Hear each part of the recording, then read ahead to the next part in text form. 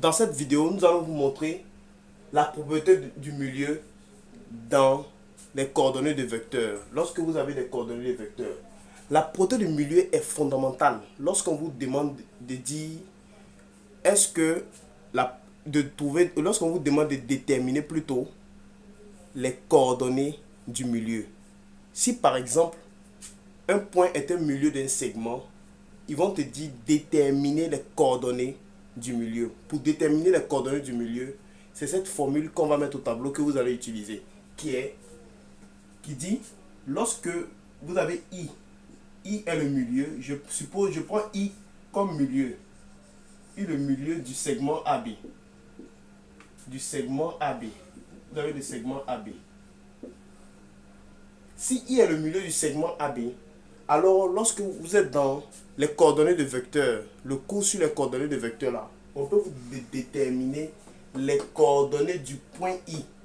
Pour déterminer les coordonnées du point I, vous devez absolument utiliser cette formule là, la formule des coordonnées, la formule des milieux des coordonnées de vecteurs, qui dit I, pour trouver les coordonnées de I, qui va dire I est égal plutôt facteur x de A plus x de B divisé par 2 point virgule y de A plus y de B divisé par 2.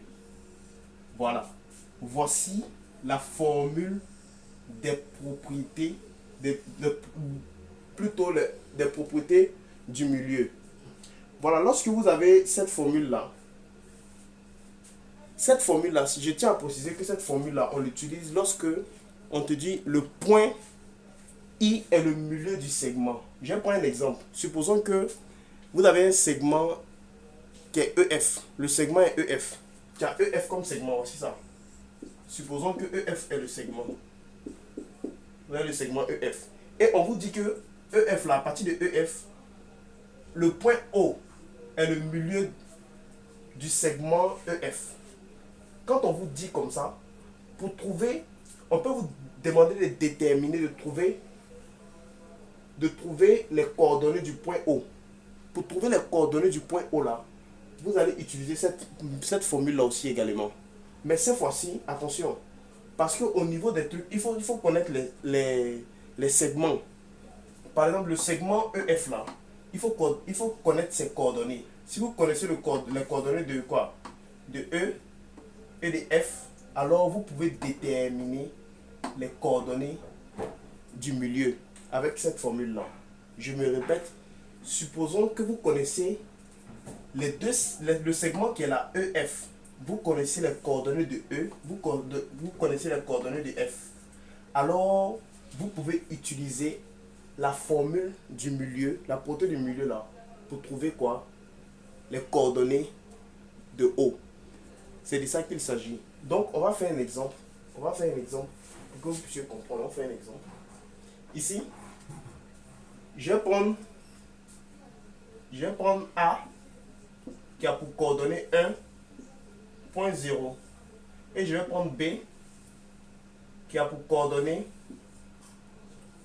2.3.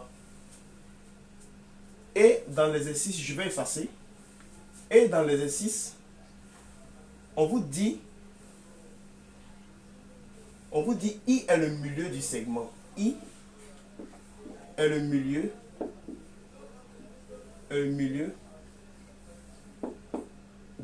du segment quoi? Du segment AB. Donc il faut absolument connaître les coordonnées des segments, du segment A et du segment B, du point A plutôt et du point B. Donc pour connaître les points, ils vont donner toujours directement dans l'exercice. Vous aurez ça dans l'exercice directement. Donc quand on vous donne les coordonnées là, vous pouvez calculer directement les coordonnées de I à travers cette formule là qui dit quoi? X de A plus X de B sur 2 point virgule Y de A plus Y de B sur 2.